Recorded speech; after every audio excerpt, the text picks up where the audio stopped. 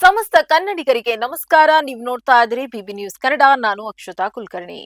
ಗೆಲ್ಲೆ ನಟ ಪ್ರಸ್ತುತ ಕರ್ನಾಟಕದ ಜನಪ್ರಿಯ celebrity. Bigg Boss Kannada season 12 ಗೆದ್ದಿರುವ ಗೆಲ್ಲಿ ಎಲ್ಲೆಲ್ಲದ ಜನಪ್ರಿಯತೆ ದೊರೆತಿದೆ. ಗೆಲ್ಲಿ ಹೋದಲ್ಲೆಲ್ಲ ಅಭಿಮಾನಿಗಳು ಸೇರ್ತಿದ್ದಾರೆ. ಬಿಗ್ ಬಾಸ್ ನಲ್ಲಿ ಗೆಲ್ಲಿ ತೋರಿದ ಪ್ರತಿಭೆಯ ಪ್ರದರ್ಶನ ದೊಡ್ಡ ಮಟ್ಟದ ಅಭಿಮಾನಿಗಳನ್ನ ಸಂಪಾದಿಸಿಕೊಟ್ಟಿದೆ. ಬಿಗ್ ಬಾಸ್ ಗೆಲುವು ಗೆಲ್ಲಿಗೆ ಹಲವು ಹೊಸ ಅವಕಾಶಗಳನ್ನ ಸಹ ತಂದು ಕೊಡ್ತಾ ಇದೆ. ಇವುಗಳ ಜೊತೆಗೆ ಗಿಲ್ಲಿಗೆ ಇದೀಗ ಹೊಸ ಸಂಕಷ್ಟವೊಂದು ಶುರುವಾಗಿದೆ. ಗಿಲ್ಲಿ ವಿರುದ್ಧ ದೂರೊಂದು ದಾಖಲಾಗಿದ್ದು, ಗಿಲ್ಲಿ ನಟಿಸಿರುವಂತಹ ಸಿನಿಮಾ ಒಂದರ ನಿರ್ಮಾಪಕರು ಗಿಲ್ಲಿ ನಟ ವಿರುದ್ಧ ದೂರು ನೀಡಿದ್ದಾರೆ.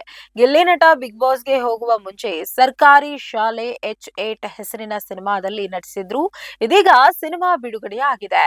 ಈ ಹಂತದಲ್ಲಿ ಗಿಲ್ಲಿಯ ವಿರುದ್ಧ ಸಿನಿಮಾದ ನಿರ್ಮಾಪಕ ತೇಜಸ್ವಿ ಎಸ್ ಫಿಲ್ಮ್ ಚೇಂಬರ್ಗೆ ದೂರು ನೀಡಿದ್ದಾರೆ.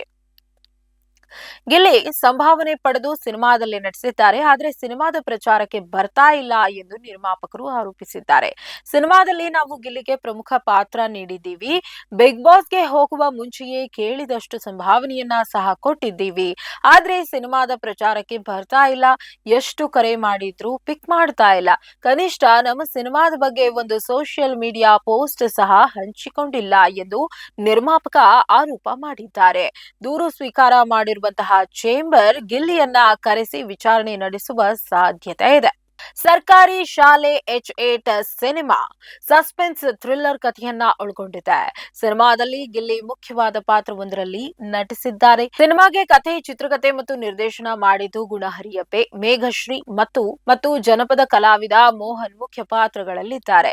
ಜೊತೆಗೆ ಹಿರಿಯ ನಟ ರಾಘವೇಂದ್ರ ರಾಜ್ಕುಮಾರ್, ಸುಚೇಂದ್ರ ಪ್ರಸಾದ್, ಜಗ್ಗಪ್ಪ, ನವಾಜ್, ಸುಷ್ಮಿತಾ ಜಗ್ಗಪ್ಪ, ಕಡ್ಡಿ ವಿಶ್ವ, ಜ್ಯೋತಿರಾಜ್ ಮತ್ತು ನಮ್ರತಾ ಈ ಸಿನಿಮಾದಲ್ಲಿ ನಟಿಸಿದ್ದಾರೆ. ಇದಾಗಿತ್ತು ಈ ಹೊತ್ತಿನ ಸಿನಿಮಾ ಸುದ್ದಿ. ಸಮಗ್ರ ಸುದ್ದಿಗಳಿಗಾಗಿ ಸದಾ ಗಮನಿಸಿ ಬಿಬಿ ನ್ಯೂಸ್ ಕನ್ನಡ. ಇದು ಕನ್ನಡಿಗರ ಪ್ರತಿಧ್ವನಿ.